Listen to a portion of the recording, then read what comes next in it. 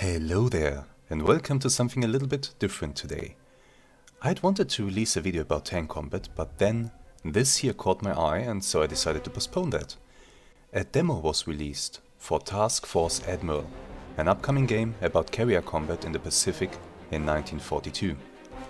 And I have to say, even though this is a very early version of the game, it's more of a proof of concept or a showcase really than a true gameplay demo, because many gameplay features are still missing. There are bugs of course, but even this very early version does look really promising.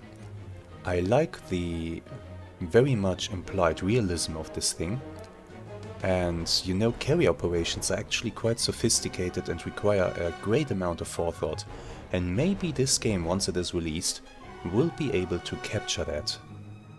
So, what can you expect from this demo if you should try to download and play it yourself? Well, we have access to a single scenario. You have access to a battle generator where you can basically play the same scenario but change around some variables like the weather or the strength of enemy and friendly units. We have a museum where we can take a look at the 3D models of ships and aircraft that are currently in the demo. And we have fleet defense, which is a very early proof of concept of taking direct control of one plane. Very arcadey, just a proof of concept. We today are going to take a look at the single scenario. So here in the single scenario screen we can already see which scenarios the game will have once it is released one day. It is compartmentalized into different chapters here. So we have the early battles of December 41 to April 42. Some scenarios will be historical, others will be hypothetical. Then we have the Battle of the Coral Sea. We have the battle at Midway. And then we have the battles in August to October 1942. Once again, some historical, some hypothetical. So, a pretty good and extensive selection of scenarios awaits us, and each scenario, well, it's hard to say right now how long these will be, but the Coral Sea scenario that we will play here, that takes about 1 hour, yeah, I'd say about 1 to 2 hours to complete it. It depends on how well it goes. If we can expect that length from each scenario here in the game, you are looking at quite a good amount of gameplay that is going to be released one day. But let's focus on the scenario that we can play right now, of Cranes and Patriots, May 8th, 1942. As Yorktown and Lexington recover from a day of hectic action, Intel shows signs that the enemy carrier force is drawing near for a final showdown. In the last chapter of what will be known in history as the Battle of the Coral Sea, giants are going to face off for the first time ever. In this game of chicken, assume command as Rear Admiral Fletcher, as Task Force 17 is about to make history and give its best to halt the southward ambitions of the Japanese combined fleet. So, grab some popcorn, because you're in for an extensive briefing right now. It's early morning on May 8th, 1942. Task Force 17, under the command of Vice Admiral Fletcher, has been roaming the Coral Sea for 7 days in an attempt to prevent a Japanese invasion of Port Moresby. The carriers USS Yorktown and USS Lexington were quite active and successful the day before.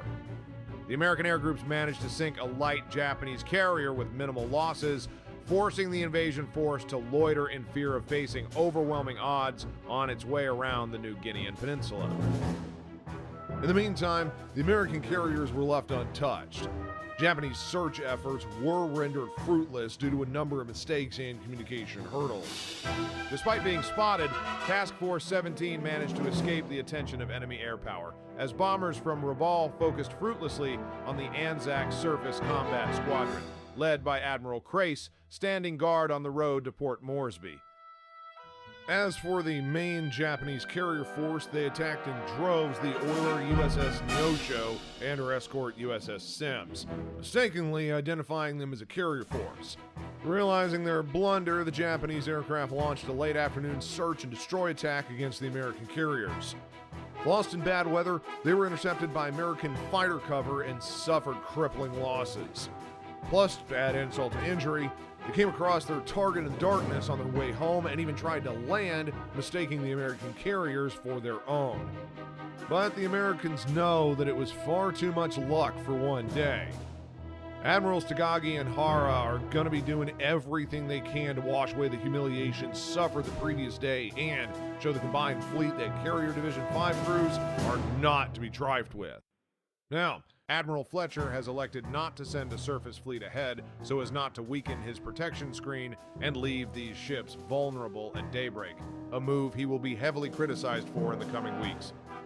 It's now up to you to decide what to do next. The position of the enemy carriers is estimated to be within combat range northeast of Task Force 17's current position, but no one can predict with any accuracy the moves of the enemy. Enemy opposition is deemed challenging. The Japanese air group's been badly hurt by their ill-advised evening attack hours ago, but they are still going to be packing a punch. Expect to be going toe-to-toe with about 60 to 70 enemy Zero fighters, dive bombers, and torpedo bomber crewed by professionals, some of them veterans of many campaigns. As for the Americans, your own air groups are in good shape but are still suffering from a low number of available fighters, which will force you to make some tough calls. Should you escort your bombers as a priority or protect your carriers? It's your job to figure out how to best prepare for the first real carrier-to-carrier engagement of the war. Your objective is to seek out the enemy carrier force, engage it, and inflict heavy damage to force the Japanese Navy to abandon its move against Port Moresby. You're to retire to the south at the end of your operation. Good luck. As I said, a very extensive briefing, but quite well made. We can also go to a full briefing here where I will not read everything to you. If you want to read this by yourself, you are free to pause the video at any moment. But what I will mention is the makeup of our own forces. So under our command we have Task Force 17, composed of 2 fleet carriers, 5 heavy cruisers and 7 destroyers.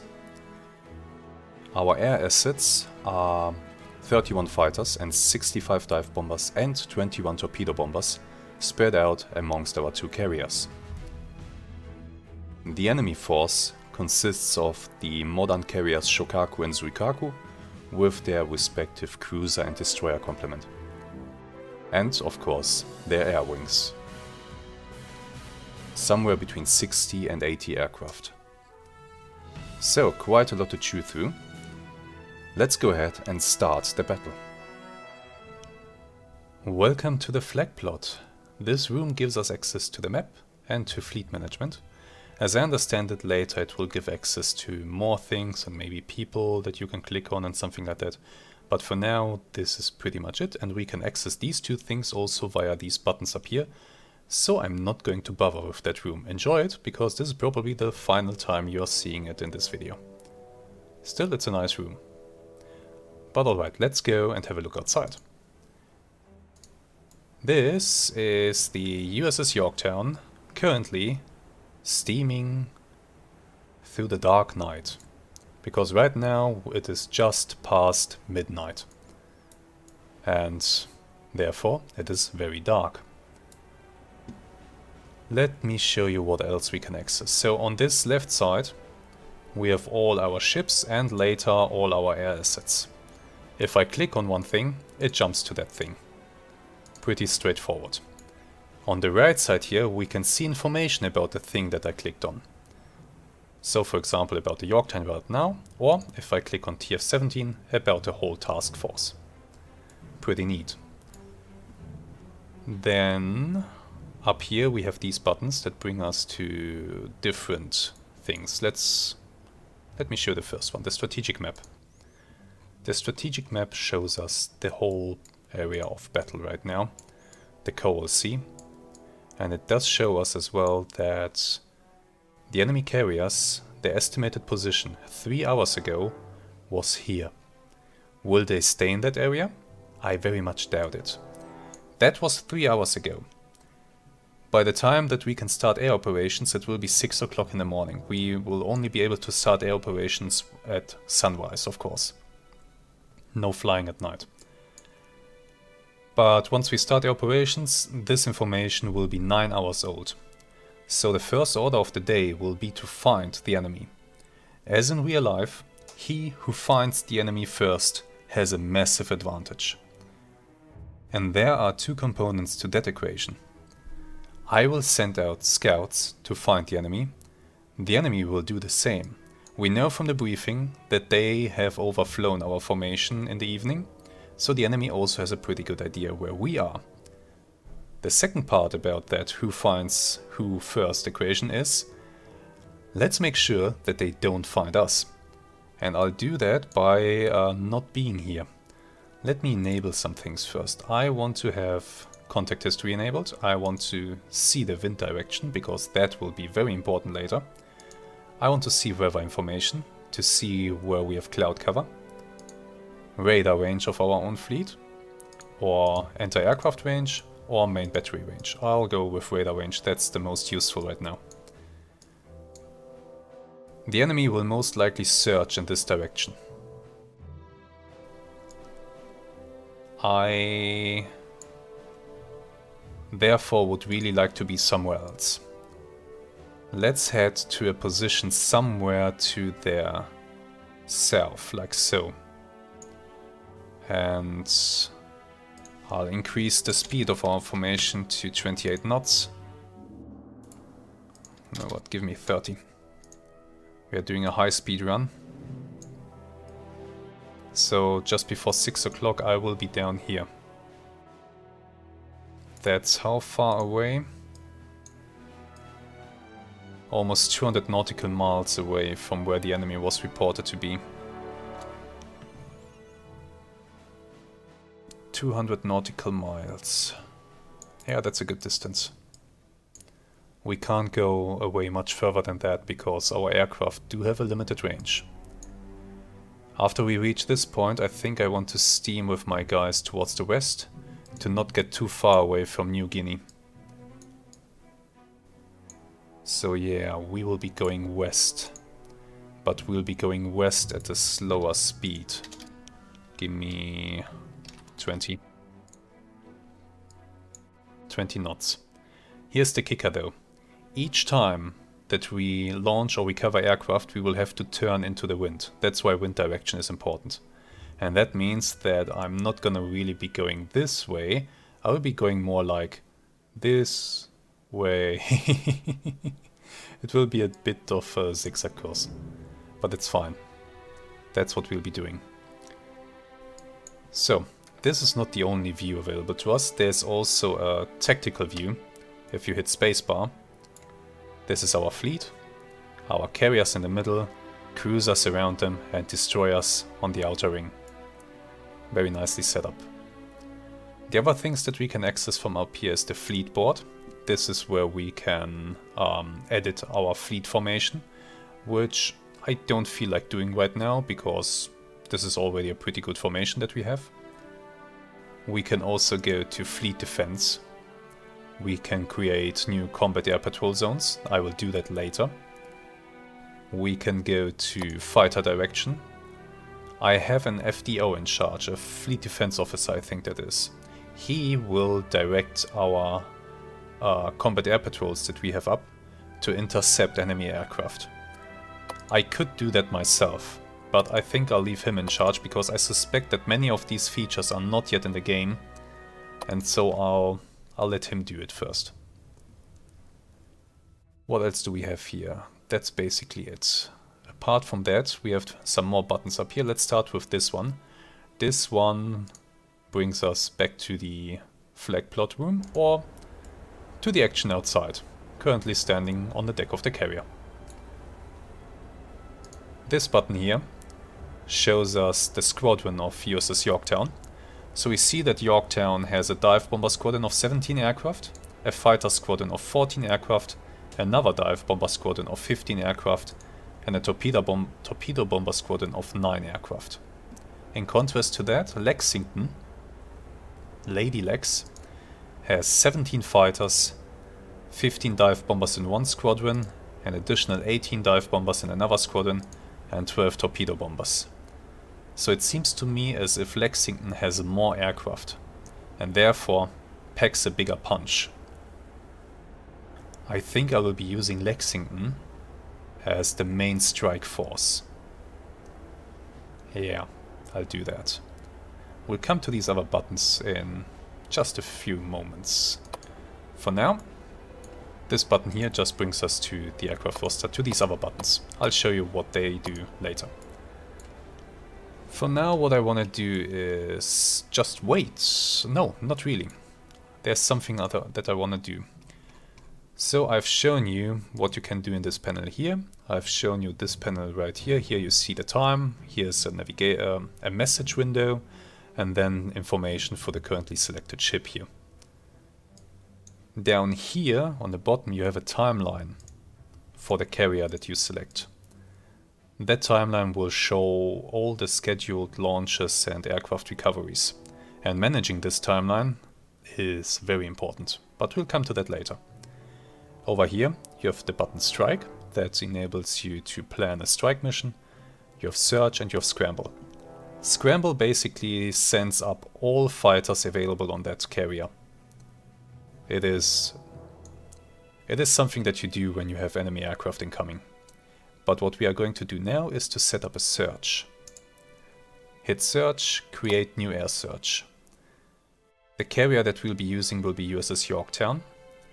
The search area we can move, and I want to search that area where the enemy is suspected to be. I will shorten the search a little bit, like so. And I'm gonna add more aircraft to it so that they divide the search area in between them.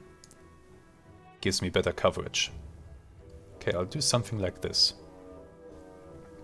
They will take off at the first opportunity, immediately at sunrise.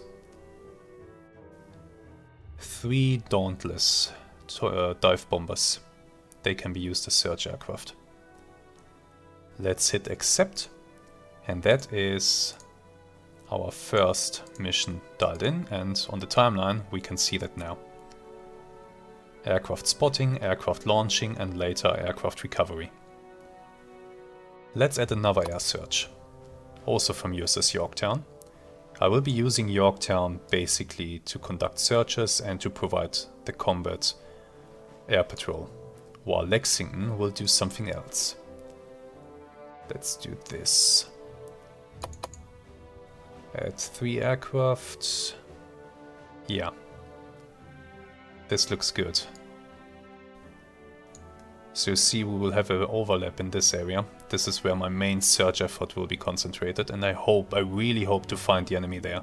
If I don't find them, then we'll have problems.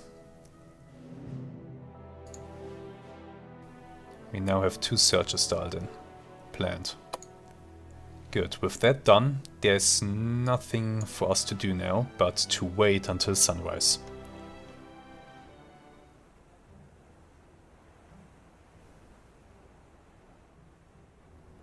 The formation has reached its waypoint. The sun is now coming up. As you have just seen in that little time acceleration, the game does feature a dynamic day-night cycle and weather system, which is very nice. Good. There is something else that I want to do right now. So I decided on a strategy that is very much high risk, high reward. I will prepare Lexington for a strike on the enemy.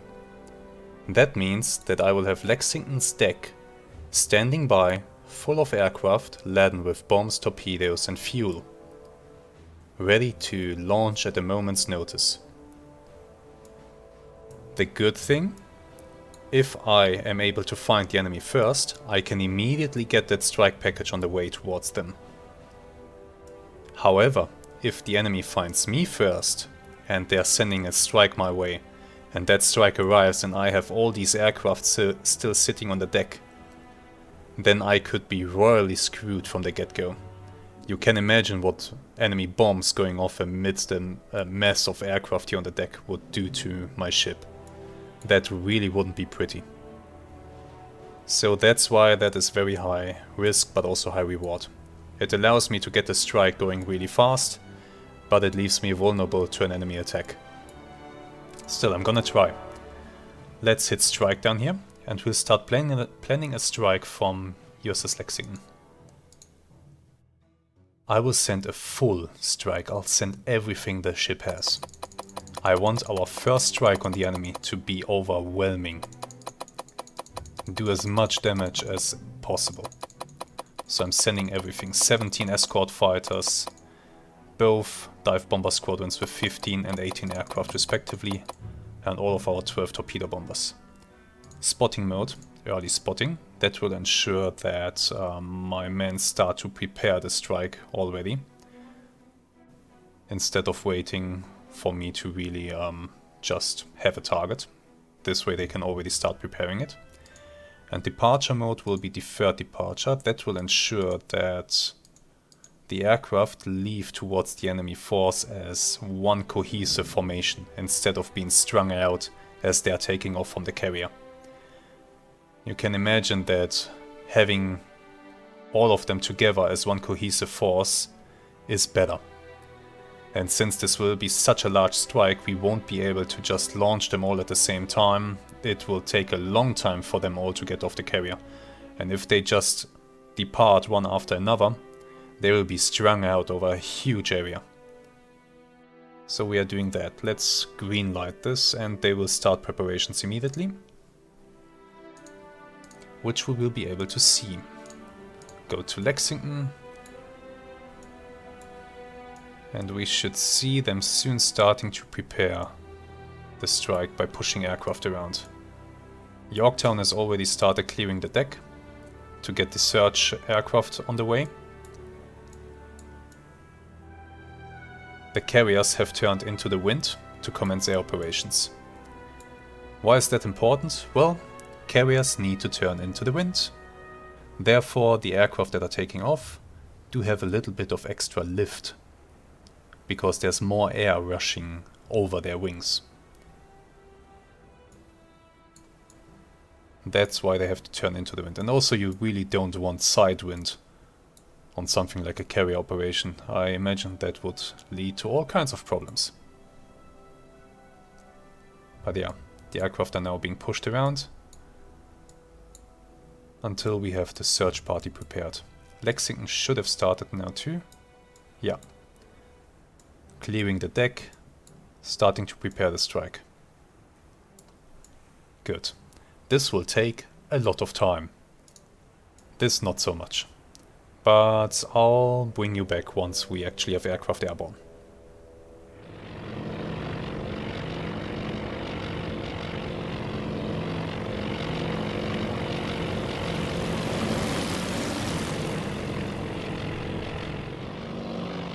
The first search party has been sent out. That's the third one launching right now. Now the carrier will prepare to send out the second one. Meanwhile on Lexington, they are busy setting up all the aircraft on the deck. That's gonna take a long time. If we go down here to the timeline, you can see more or less half an hour just to prepare the aircraft. I think it will take even longer than that, because we are preparing everything. Yorktown. Busy launching the next planes. Busy getting other planes into position. Actually, what I want to do now is to show you something. Now that we have some missions planned, we can go to the squadron, and we now see here that we have some missions on Yorktown. Search mission and another search mission. If we go to the deck timeline, we can see that spotting for the second search mission is now in progress, and the launch is scheduled at 6:09. Later in the day, these aircraft will have to be recovered. So these missions are already scheduled as well.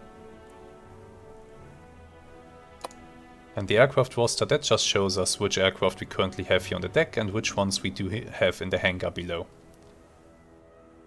If we go to Lexington, the green ones, they are mission ready, they have already been prepared, armed, fueled, they are basically ready to go. The others, they are still being prepared, so that's gonna take some time. All of that is gonna take time.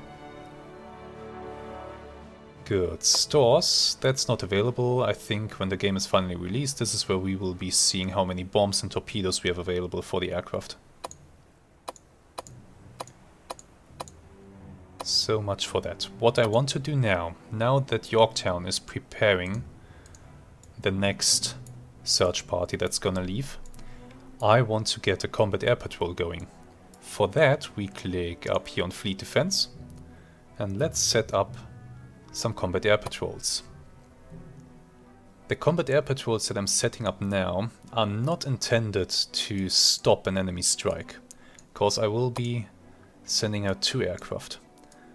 Their purpose is merely to search for enemy scouting planes. I want them to be able to intercept enemy scouts. So this will be 1 combat air patrol that I'm sending out, 2 aircraft. 2 more will be standing by to replace these 2. Once their fuel runs out, they will return to the carrier, and 2 more will go up in time to relieve them. Let's hit accept. I want to set up another air patrol zone. This one more to this side. Yeah, just like so. Again, 2 aircraft. Accept. 2 aircraft is not enough to stop an enemy strike. An enemy strike will of course be escorted, so don't even think about it. But I hope that it will be enough to stop enemy scouts. Good, now on the map, let me show something very important. The scouts that I've just sent out. If I click here on air, I can now select them, and we see the route that they will be flying. And we see where they expect to meet up with my formation again. We are operating under radio silence. That means that once the aircraft leave, I can't communicate with them anymore. I won't even know where they precisely are once they are out of radar range. And they don't know which way my carrier force is going if I decide to change the waypoints. For example, if I now delete these waypoints and decide to go in the completely opposite direction, this here will not update. The search aircraft will still expect to find me here at 9 o'clock, and they will come there. And if I'm not there, if I'm over here by that time, they won't be able to find me. And that means that at some point their fuel will run out and they will ditch into the ocean. So you really have to think about how you want to move your task force. And, as I said earlier, each time you launch and recover aircraft, you need to turn into the wind. And that means I won't be here at 9 o'clock, I'll be maybe here. Still, the scouts, they will be able to find me, that's not a huge distance. But you have to keep that in mind. We will be drifting more and more to the north as we launch and recover aircraft. Good, all of that is done what I can do right now. At this point, all that we can do is to wait for our other scouts to get airborne and for our combat air patrol to be airborne. Then the carriers will resume their original course and we'll have to wait for us to spot enemies.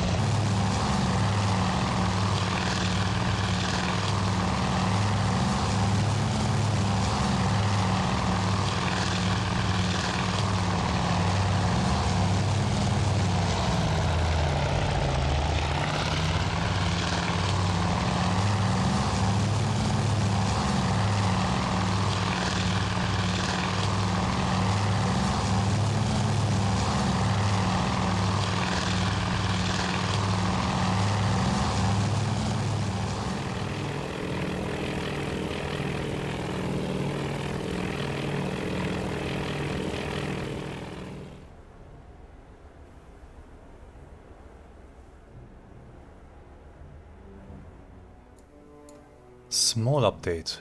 It is now 6:36 in the morning.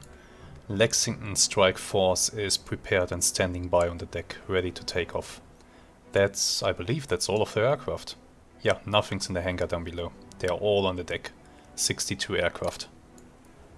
Ready to go at a moment's notice.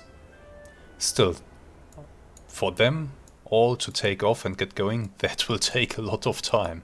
Recovery even more so. But still, that's a really nice strike package. Now we have to hope that our air search will be able to find the enemy and radio in their position. That they don't get intercepted by enemy fighters before they can do so. That's the hope. Right, let us jump ahead until we have contact of some kind. Yorktown, in the meantime, they have launched all of their stuff. So the combat air patrols are currently in the air. The replacements for them will be launched very soon. They'll be going up in a few minutes. And then pretty soon the first ones that we launched will already be landing to refuel. Good. Let's jump ahead until we have contact.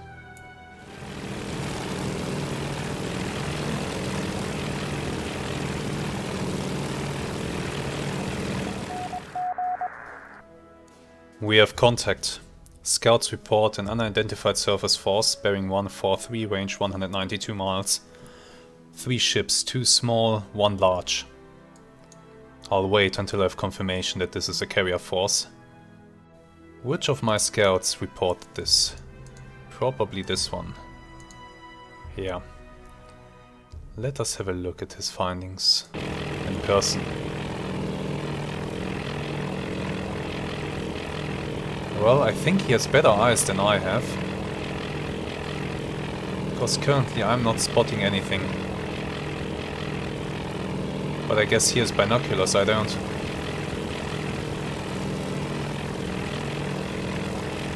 Still, we found some kind of fleet out here. Now we need confirmation that this is the carrier fleet. If we get that confirmation, then our strike will be a go.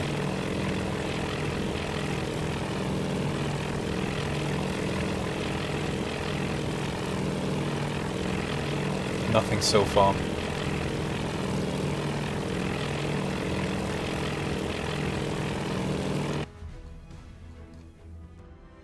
Five ships, 3 small, 2 large.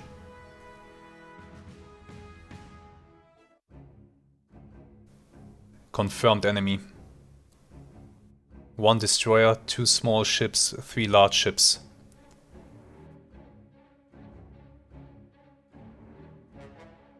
I'm just waiting for a confirmation that there's a carrier here. That this isn't some kind of screening force or something like that. 4 large ships. This is pretty substantial.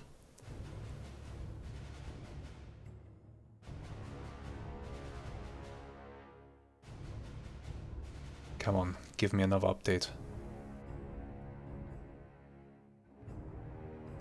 Carrier confirmed. Okay, this is our target. Now, let's go to the missions.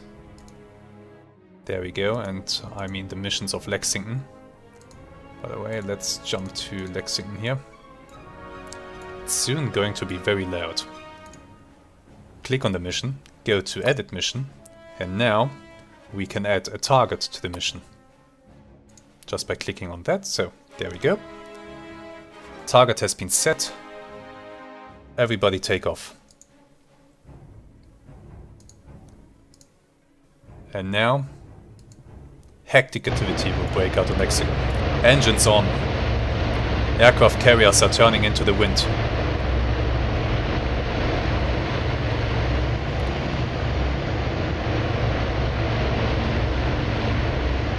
Meanwhile, Yorktown currently doesn't have such a busy schedule. Let's prepare a strike from Yorktown as well. Send out the 6 escorts that we still have available. Send out the dive bombers. Will be another pretty big strike. Actually reduce this a little bit like so. Pick a target. Target will be, of course, the enemy formation. And we are going to go with just go, guys. Go, go, go. Green light the mission. Back to Lexington. Still turning into the wind.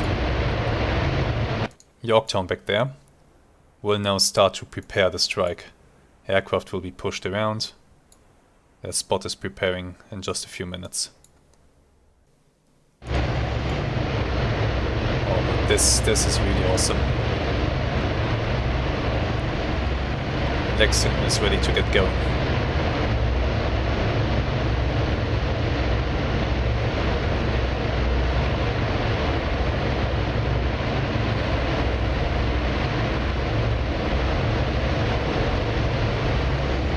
So many aircraft standing by.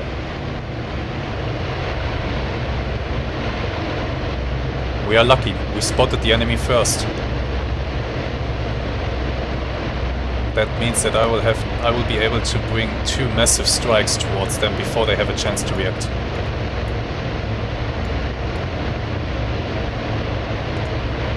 Let's have a look at my scout once again. Cloud cover. We currently won't be able to see anything. Let's hope the enemy doesn't see him and doesn't send fighters after him. There we go, Lexington is starting to launch. One by one they will race off the deck.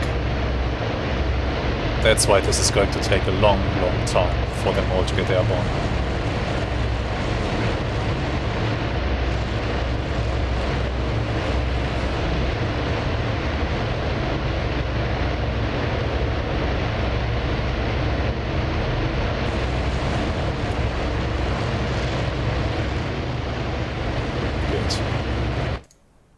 Yorktown has started preparations for its own strike. Okay, I think we'll jump ahead again until our strike is on the way. The aircraft that are launching right now, they will circle and wait for the others to finish launching.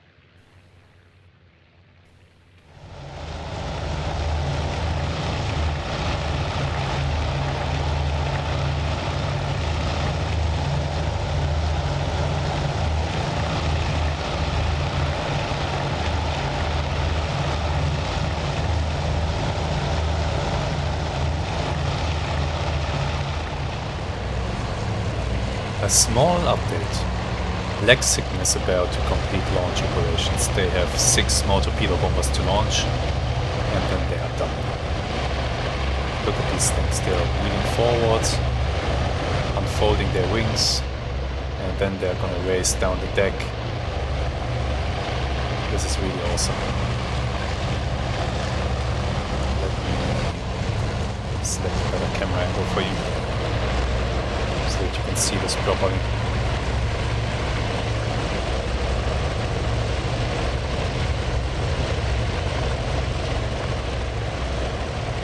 Getting into position, unfolding the wings, locking them in position, and go.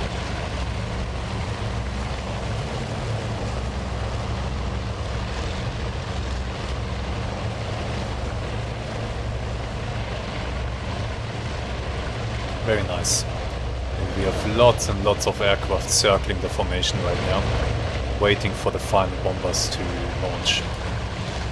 Let's have a quick look at some of the aircraft.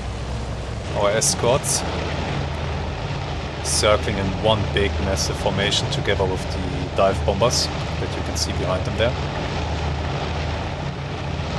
Now we are just waiting for the torpedo bombers to arrive. Over there is our fleet. And then all of this is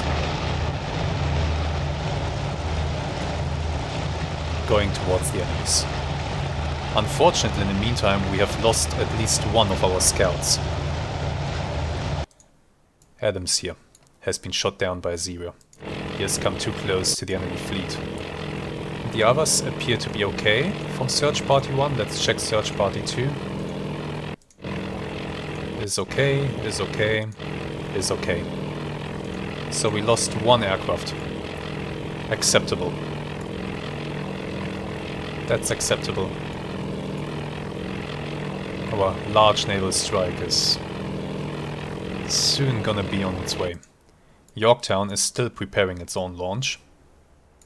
That needs time. You have now seen it is now 7:15 and Lexington has just finished launching all of its aircraft. Just now. You see how long this took?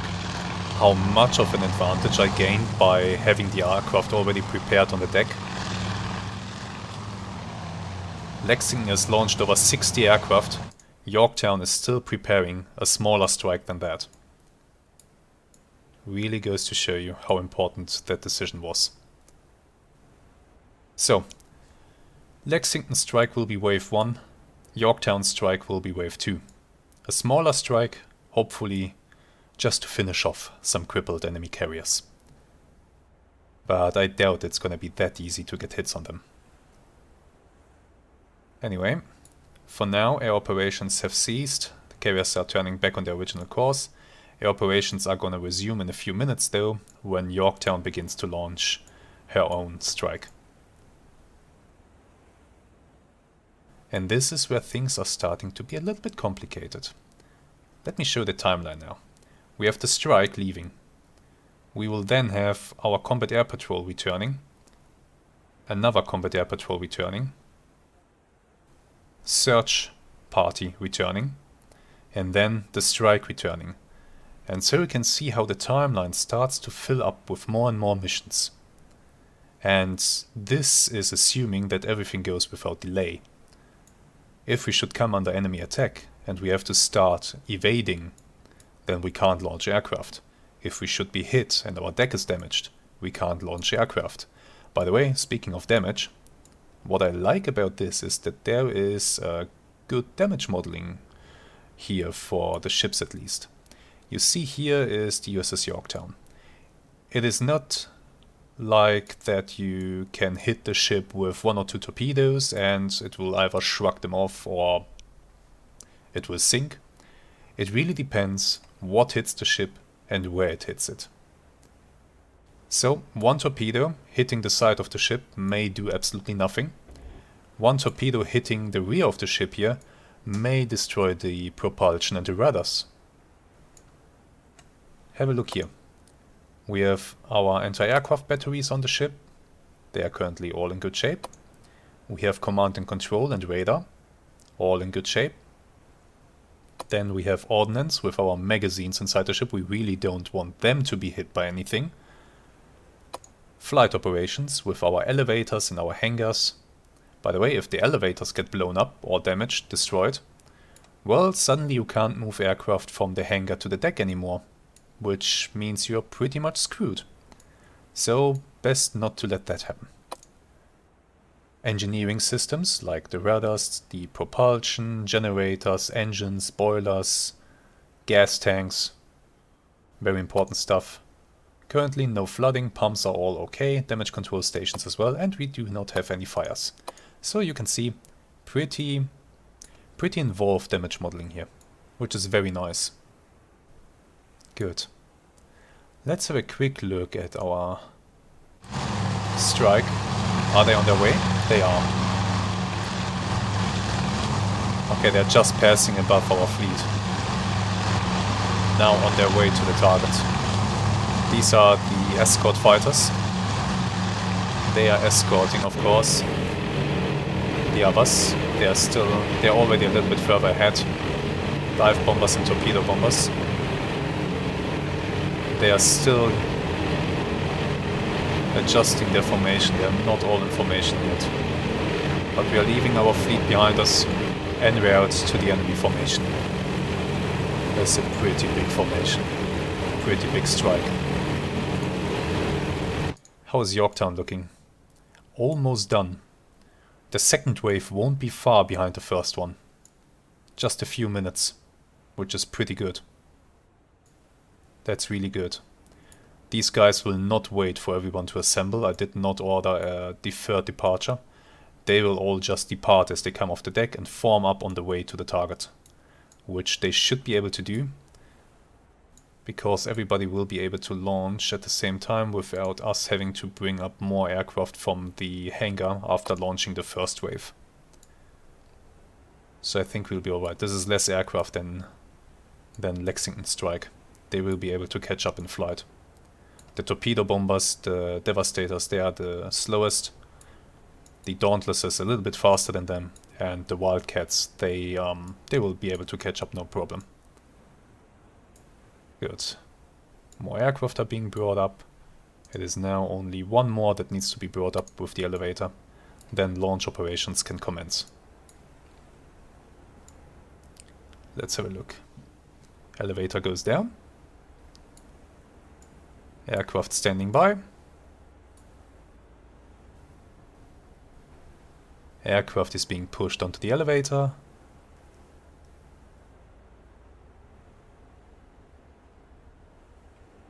And the elevator goes up.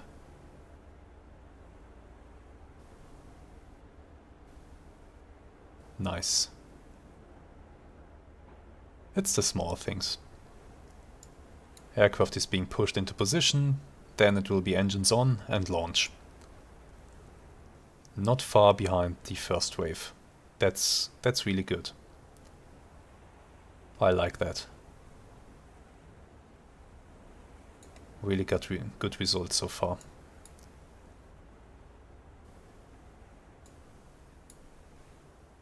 Okay. Yeah, engines on. This will now take some time. We will launch this strike and, well, the enemy isn't necessarily just around the corner. Our aircraft will need some time to reach the enemy force. So let me jump ahead a little bit.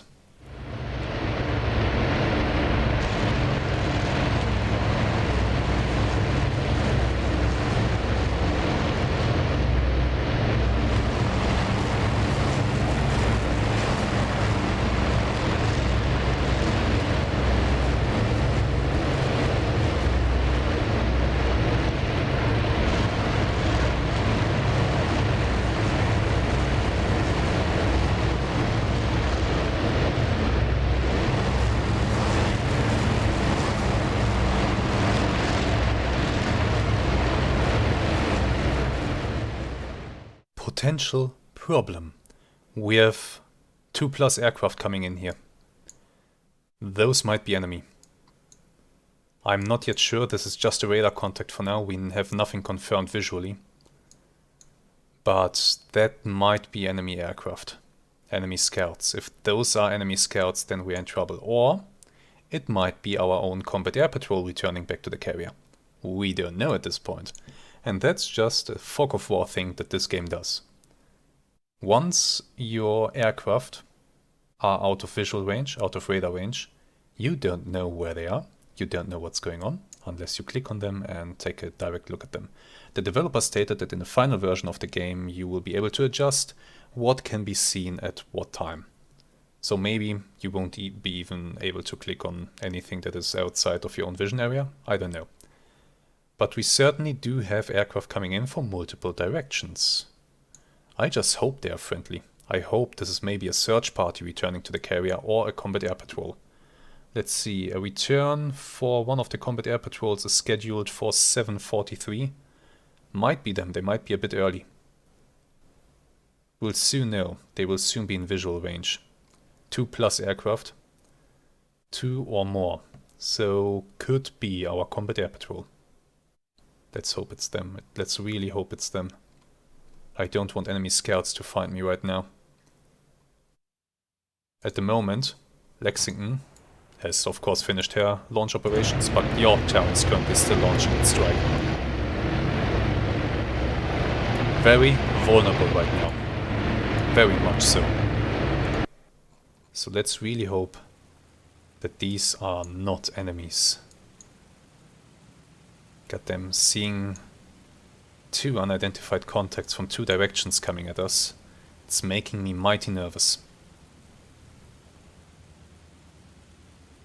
I'm sure, yeah, those are friendlies. Oh god, it is our combat air patrol. We now have visual identification. Oh boy. By the way, let me check something. Combat air patrol. That is... Those are the 2 search areas. Far away from the enemy carrier force for now. I might have to adjust that later. I have to remember that. As we keep heading into the wind, we keep going further and further north, closer to the enemy carriers. Not ideal, but launch operations will soon be done again, and then we'll resume our intended course. Good.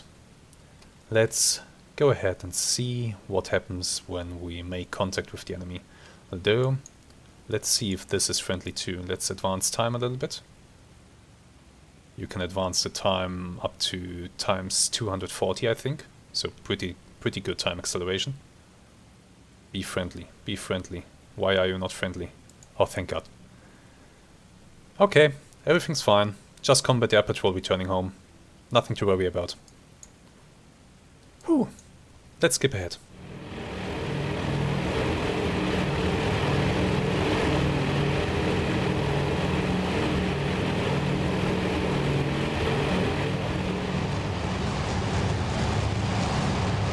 Our formation is under attack by enemy Zeros. We are getting close to the enemy fleet, and they are now attacking my bombers. My bombers are defending themselves as best they can, with a lot of machine gun fire, and our escorts are getting into the action.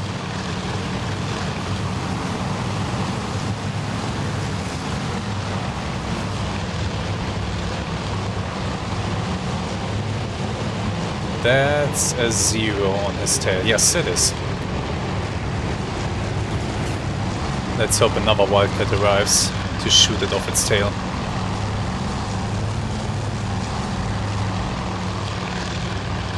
The Zero is of course the better fighter. It just is. The Zero is better than the Wildcat. The Wildcat has dive speed going for it and ruggedness. But once that Wildcat loses the advantage of altitude, the Zero can be all over it, and the Zero is better armed with cannons. The Wildcat has 450 cals. However, in this case, this Wildcat is not alone. He has friends, and they will help each other. They will try to shoot the enemies off each other's backs. And up there, our bomber formation proceeding towards the target. Let's take a look.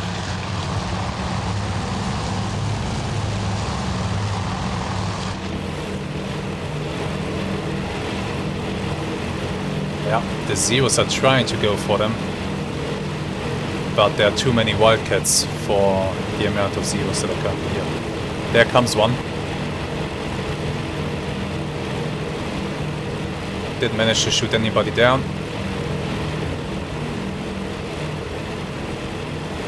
Had to abort its run. There comes another one. Machine guns are firing.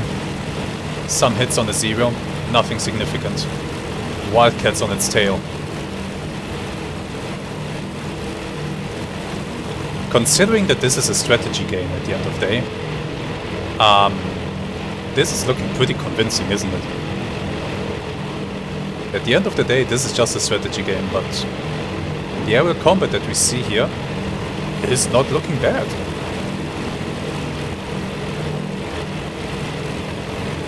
It's looking believable. There are now a lot of Zeros here. The enemy has a strong combat air patrol in the sky. Here comes another one.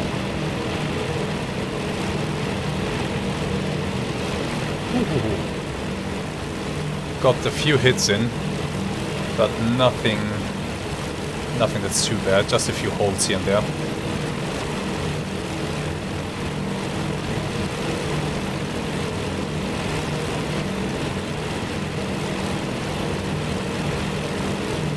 So we are closing in with the enemy formation.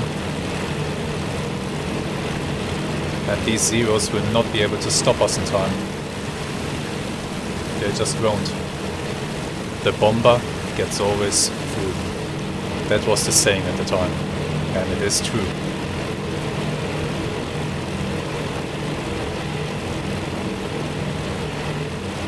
They're certainly trying though.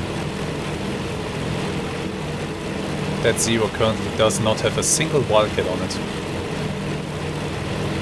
Which I think is a bit sad. But against 1-0, the bombers should be able to keep it at bay with their machine guns. As long as it's just one.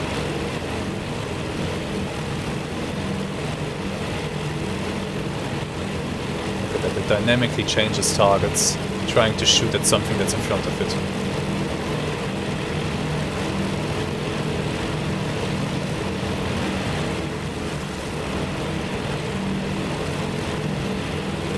Let's see what my Wildcats are doing.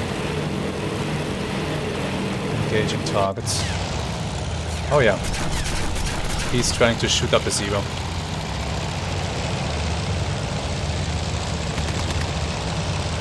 The thing with the Zero is it cannot take damage well.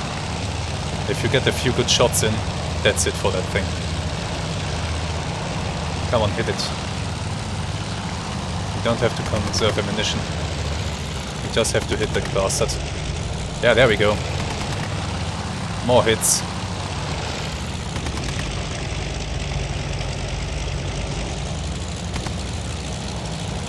Making good efforts to stay behind the Zero.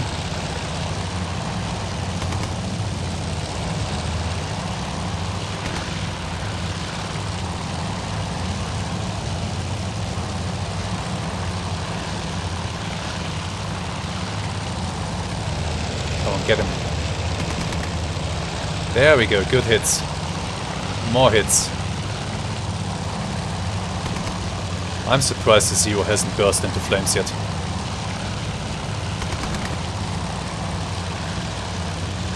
That's it. The Zero is going down. That looks like a pilot kill. One less.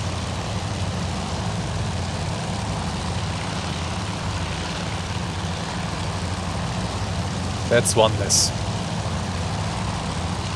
Is there another one nearby? Is that a Zero? No, another Wildcat. Good, back to our bombers.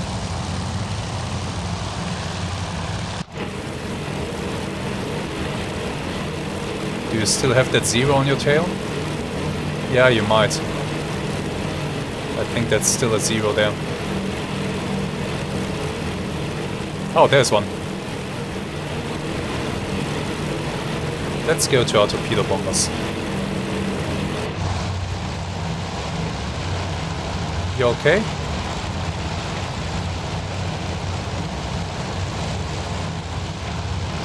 Yeah, looks like you're okay. Oh, there's a zero. Come on, guys, go and shoot the bastard. Oh, haha, okay. It's on. Formation is turning. We are turning towards the enemy fleet.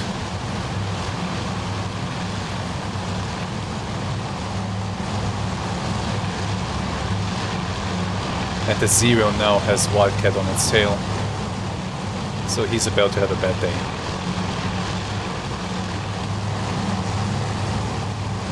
Still, I'm sure that the enemy carriers are scrambling fighters right now. So we can expect to see more Zeros in the air. It will be a tough fight. Look at all those dive bombers up there.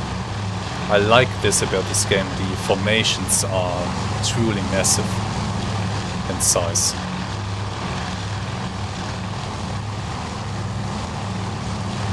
Torpedo bombers are now diving towards the enemy fleet and will arrive first. There, I see an enemy ship. Right there. I don't think that's a carrier though. That will be a destroyer or a cruiser at the outer edge of the enemy formation.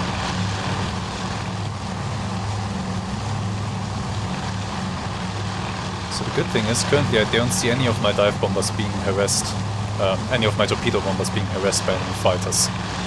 However, we do still have enemy fighters and our Wildcats are trying to engage them. There's one.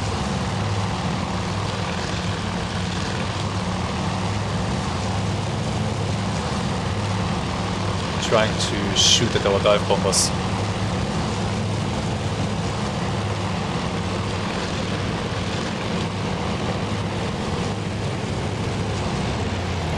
Hit.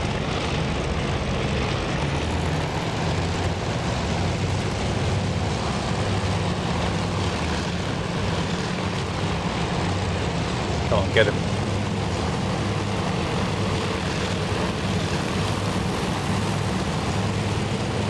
More hits.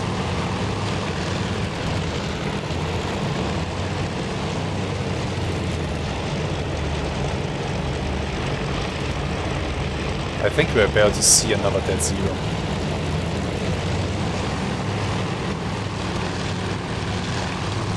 He's making efforts to evade and to dive away. But that might have been a wrong idea. Yeah, that's a whole bunch of hits on target.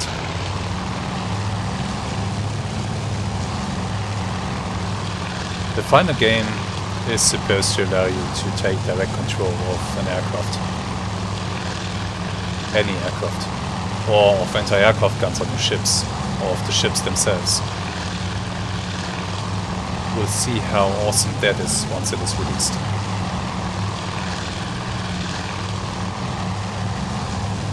What's going on, number 14? Are you leaving him to a different Wildcat?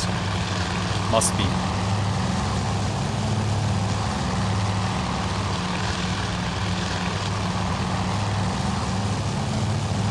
Or he's going down. Torpedo bombers are starting to attract anti-aircraft fire. We see that the torpedo bombers have split up, and we now see the enemy fleet. And we see carriers. There's one, there's the other. Two enemy carriers inside. Looks like our torpedo bombers have split up to attack multiple carriers at the same time. All of my bombers will focus on the carriers. They are the main targets. Our mission is to cripple them.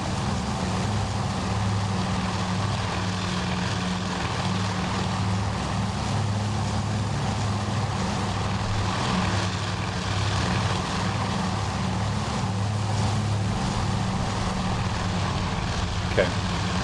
Turning towards the target.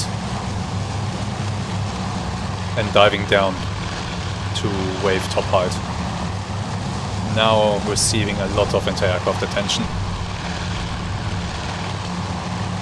The carrier knows what's coming. They know. Oh, they know. Are those fighters at 12? Oh, yeah. Zeros from 12 o'clock. Attacking through our formation, but it's too late. These torpedoes will be dropped. They won't be able to turn around in time and to come after us.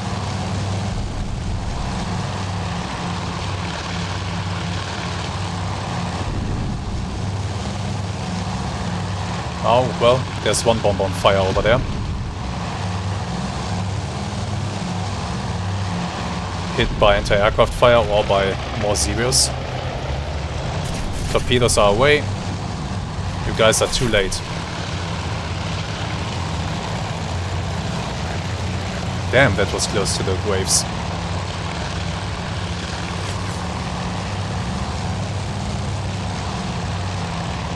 I think my torpedo bombers will take some losses here. Oh, there goes a Zero into the drink.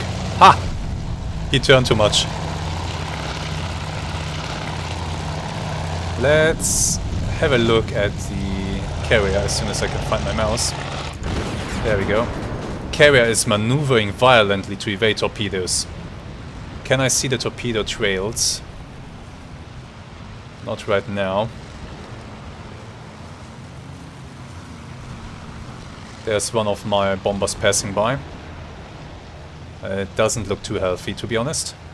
He's leaking fuel, I think, and is attacked by Zero. Yeah, I need my escorts down here. Where are my Wildcats?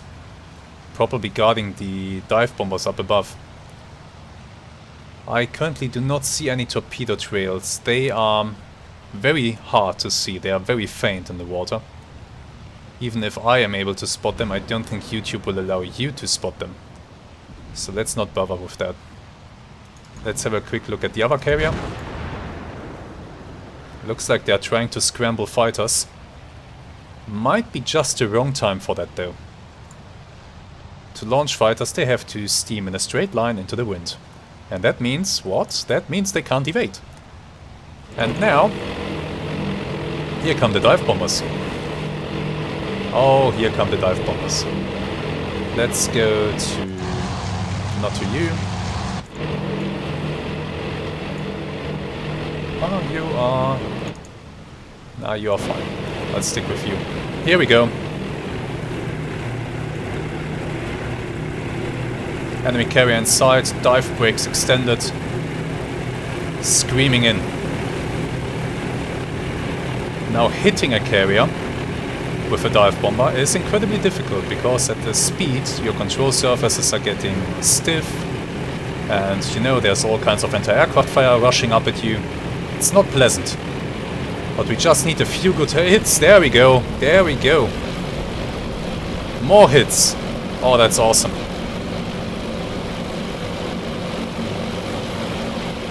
A lot of misses, but also a lot of hits. The other aircraft carrier is being bombarded as well. No hits yet. More dive bombers are screaming in.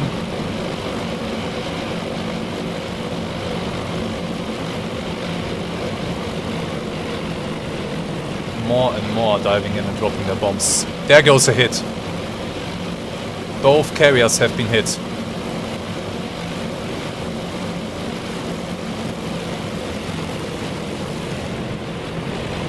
This one is much worse off compared to that one. Let's take a look. Here's where the damage modeling comes into effect. Flight operations. The forward elevator is destroyed. The hangar beneath it as well. Forward hangar disabled for now, so won't be able to prepare any aircraft or to move them around. Central hangar has been hit. This elevator in the middle has been damaged, the one in the rear is still fine. These... oh, what are they preparing here? Those are dive bombers of their own. They're going to send out a strike package. Have they found me? I don't think so, but I think what they will try to do is they will just send a strike package down the bearing that my guys came down from. and hope that they find my ships. So this one has been hit and it is not looking good. Well, it's not looking too bad either. Some fires. Flight operations are a little bit messed up. Not too bad. Not too bad. That can be fixed. How about Shokaku? Shokaku, well, flight operations will be messed up a little bit as well. Although all elevators are fine. I think the bridge took a hit. Yeah, the bridge is destroyed. Everything else is pretty much alright. Okay, the radars got damaged, so the steering is a little bit jammed. But apart from that, they are okay. I need my follow-up strike to do some real damage here. And I am losing aircraft. I'm losing escorts. Yeah, they launched a bunch of fighters apparently. There's a bunch of zeros in the air.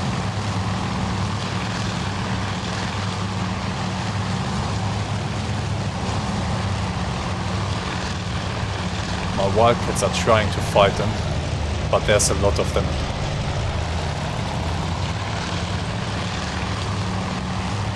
Come on, gut him.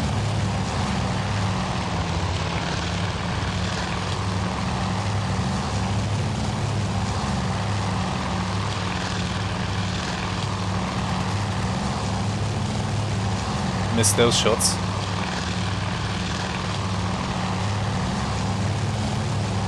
There you go.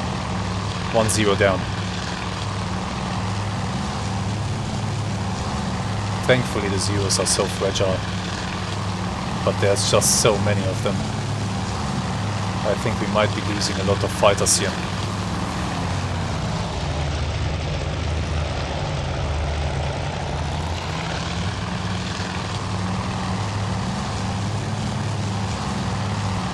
And we are fighting above the enemy fleet, which is not ideal. They're positioning.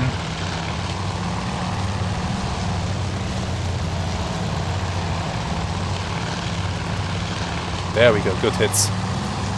Shoot him off the tail of that wildcat.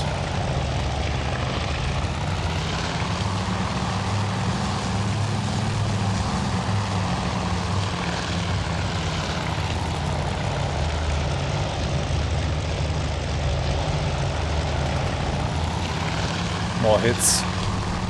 Breaking away. I think the zero is done. Yeah, that's another one going down. This wildcat is racking up the kills.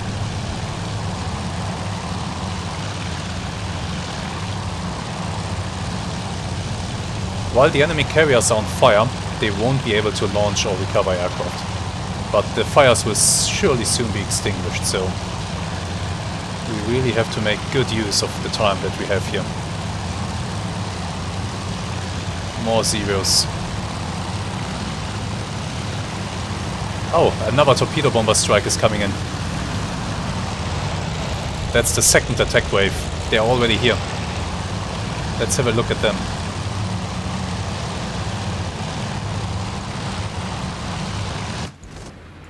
Oh, well, this one is not dropping anything. This one, however, is. So many zeros. So dangerous. I think my torpedo bombers are really getting killed off here.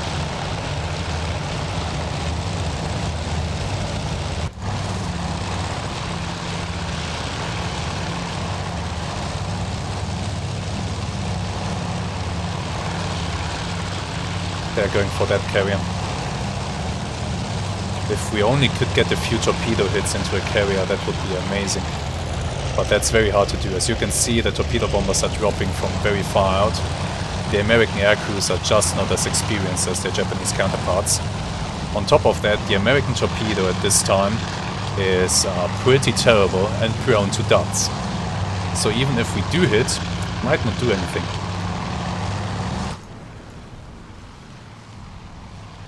This one is evading hard. Don't see any torpedo trails right now. Let's have a look at the dive bombers. Surely they will have more success.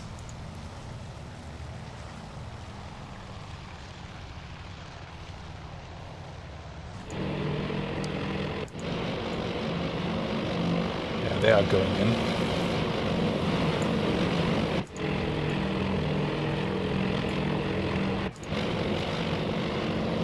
Can't see the burning carriers right now. Let's have a look at our escorts of this strike. Are they already involved down there? Oh, they are. They are very much involved down here. It's a big free-for-all down here over the enemy fleet.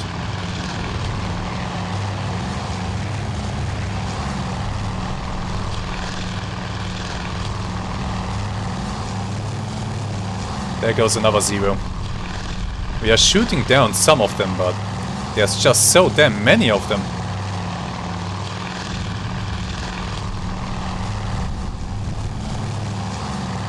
That's the problem. Oh, here comes the Zero.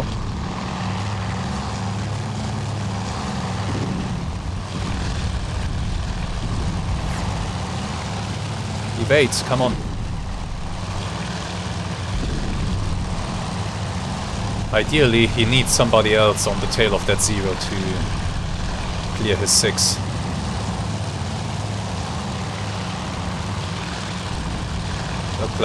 Looks like he's trying to get involved with that one though. Trying to save his buddy who is currently being shot down. That's a Wildcat going down, unfortunately. The Zero might follow it soon though. Aircraft are going down left and right. This is crazy. Come on, get him.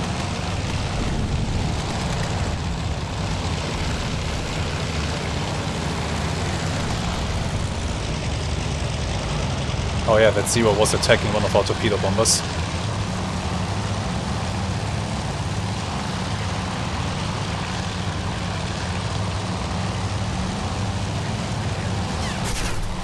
This is insane. Zero on his tail. Oh, not good, not good.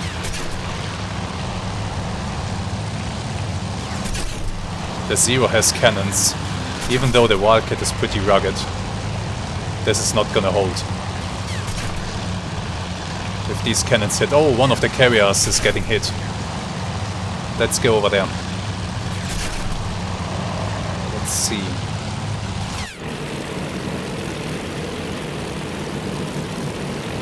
Let's follow these guys now. I think they're about to go in.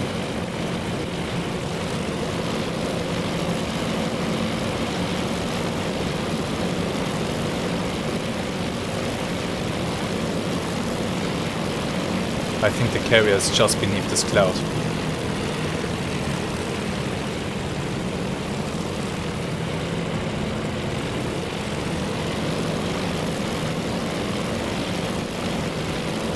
There's another formation. Oh! Will you look at that? Sir, SyncPack has directed us to fully disengage and relocate to a secure area, pending further instructions. We have compiled a report detailing our combat performance. For submission to High Command. Please accompany us to the intelligence check to review the details ahead of transmission. I could now go to the debriefing. Can I avoid that? No, I can't. Oh, that's a shame. I would love to continue. So what happened is that our strikes damaged the carriers to such an extent that they are out of action. Suikaku, as you can see, here, there, that thing is messed up. Strategic objective completed. I don't want to go to the debriefing right now. Let's wait for 1 more minute and have a look at this. I just want to see how messed up Suikaku is, or Shokaku, depending on who is getting these bombs delivered to it.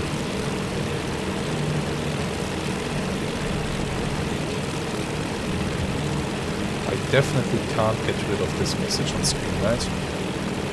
No, unfortunately not. No, unfortunately. Oh, I have done... That's bad. No, no, no, no. Oh, damn it. I can't click on anything anymore. I hit one of the F keys. Thought maybe this will go away if I bring up one of the other menus, but unfortunately it's not the case. So at this point I have to go to the debriefing. Or do I wait a little bit? Just to make sure that those bombs land on target. Maybe they do more damage and we'll get a better result even. Okay, just give me a minute. I'll wait a minute. Good news, I have been able to restore this view. And it looks like it's on. I'm sorry that this big fat ugly message is in the way. I wish we could remove that, but we can't currently. Still, we are hopefully going to inflict a little bit more damage on one of the enemy carriers as we are diving through the cloud here towards it. There it is. Bombs are dropping all around.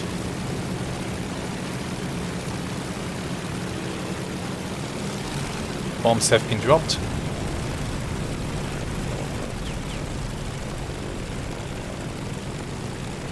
Doesn't look like we scored more hits though. Okay, let's go to the debriefing before all my aircraft get shot down.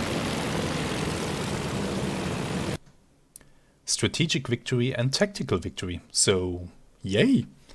Success! For the first time since Pearl Harbor, the tide has truly turned, and decisively so. With the attack on Port Moresby repelled with heavy losses, the enemy has turned tail and is now questioning the validity of its expansion plans in the South Pacific, as Japanese Navy and Army casualties number in the hundreds, if not thousands. As High Command devises new and creative ways to make the best use of our local superiority, it seems the enemy may be coming back for another round, this time at Midway Island. The morale and experience gained in the Coral Sea puts us in a perfect position to rain calamity on the enemy's parade once and for all thanks to you. Good job, Admiral. Awesome. Let's go to the full report, see what we did. Okay, we damaged both carriers and we shot down 37 Zeros. In return, we lost 15 Wildcats, 7 Dauntless dive bombers and 15 Devastator torpedo bombers. Those losses are quite massive. But it's worth it for taking out 2 enemy aircraft carriers. These things will have to go home to Japan to repair. And the enemy had to abandon its plans to attack Port Moresby. Awesome. Hey there, Future Tonchi here. I just want to give you my thoughts on this battle before we come to what I recorded immediately after it, which were my thoughts on the demo itself. So my thoughts on this battle, I think it went way better than it had any right to go. First of all, we managed to find the enemy without the enemy finding us. That ensured that we didn't have a strike incoming towards our carriers. Second of all, the amount of Zeros that we shot down is incredible. And I think the reason for that is that the enemy fed the Zeros to us more or less piecemeal. We first encountered their combat air patrol, and we had a numerical superiority, killed those guys off. The enemy started to scramble more Zeros, and basically I think fed them to us piecemeal that way. And we managed to shoot down one by maintaining a numerical superiority throughout the fight. We lost a lot of Wildcats, but the amount of Zero losses on the enemy side are really incredible. So that went really well. And, believe me, disabling both carriers in the first attack is actually extremely lucky. Very lucky. I tried this scenario before, and sometimes you can drop bombs after bomb after bomb on those carriers and not hit a single one. So this time to hit both in the first strike so hard that they are crippled and the scenario is won, that's actually quite fortunate. Another note on this thing, in real life, the USS Lexington, Lady Lex, did not survive this battle. In 1942, the Lexington was damaged by Japanese aircraft during this battle, and fuel vapor spread throughout the ship, later igniting, causing a huge fire. A few hundred sailors died, and the ship had to be scuttled. Yorktown took light damage from Japanese attack. On the other hand, the US planes managed to damage Shokaku, and they managed to shoot down a lot of Japanese aircraft. Therefore, in real life, this battle was a tactical victory for the Japanese because they managed to sink the Lexington. However, it was a strategic victory for the United States because a lot of the aircraft of these two carriers were shot down. Shokaku was damaged, and both aircraft carriers were unable to participate in the battle for Midway, and the Japanese had to abandon their plan to invade Port Moresby. So, the first time in the war that the United States managed to turn around an advance by the Japanese. Those were my thoughts on this battle. So, now let's go to Past Tonchi, who will give you his thoughts on the demo itself. And by the way, let me know in the comments if you like this stuff. When they release more of this at some point, do you want to see more of it? And do tell me what you think of it. Right, off we go. So my friends, this has been the demo for Task Force Admiral. I'd say pretty interesting, pretty promising. A lot of features need to be implemented. We need to be able to ourselves decide if we want to maintain radio silence or not. That would be number one. Then, of course, AI is very important. It seems to be decent right now, but we won't be able to tell exactly until the game is released, until we get our hands on more scenarios and on dynamic scenarios maybe even. Until then, I hope they keep improving it, and that they keep adding features. This demo was not only released to give you a chance to see what this game is about, but they also released it to promote their Kickstarter, where you can, well, in essence, pre-order the game via Kickstarter as a digital copy, or, and they are saying that that is the main reason for the Kickstarter, although sure, it's to get funds for the game development, of course. But they are offering a physical box as well, with some physical goodies. Depending on how much cash you're willing to fork over, you can get something like printed art books even, which is very nice. Although, I'm on the fence about this. Maybe I'll get the digital version for myself. Because it looks promising. If they keep going in this direction, if they keep adding features to it, this will be fun and quite awesome to play. With that all said, I want to thank you very much for watching this video. Let me know in the comments what you think of this game and if that is something that you would be interested in playing. Go to Steam, download the demo and play it for yourself. It's free and it doesn't require much of your hardware, I don't think so. So, go and give it a go. And with that said, I'm looking forward to seeing you again next time. For now, thank you very much for watching today's video, and goodbye. Have some really great days.